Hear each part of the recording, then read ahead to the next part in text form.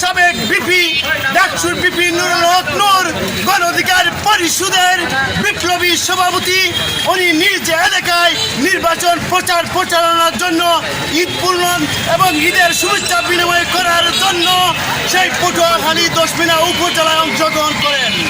দুঃখের বিষয় হচ্ছে বিএনপির একজন নামধারী সন্ত্রাসী হাসান মাহমুদের নেতৃত্বে গণ অধিকার পরিষদের অফিস ভাঙচুর এবং গণ অধিকার পরিষদের নেতা কর্মীর উপর নির্যাতন চালায়। আমরা সুনামগঞ্জ গণ অধিকার পরিষদের পক্ষ থেকে তীব্র নিন্দা প্রতিবাদ জানাচ্ছি।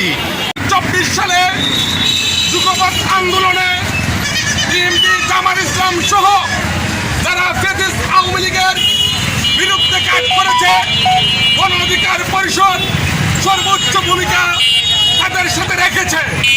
কিন্তু দুঃখের সাথে বলতে হয়, বিএনপির একজন জেলা সভাপতি যিনি নিজের দায়িত্বশীলকে, নিজের কেন্দ্রীয় নেতাদেরকে আনুগত্য না করে নিজের আধিপত্য বিস্তারের জন্য আমাদের কেন্দ্রীয় লিডার বিপি নুরুল হক নূর তিনার নিজ এলাকায় যখন নির্বাচনী প্রচারণা মানুষের সাথে ঈদ শুভেচ্ছা বিনিময়ের জন্য কাজ করছিলেন, সেই জায়গায় ওনাকে হত্যা এবং ওনার অনুসারীদেরকে হত্যার চেষ্টা করেন।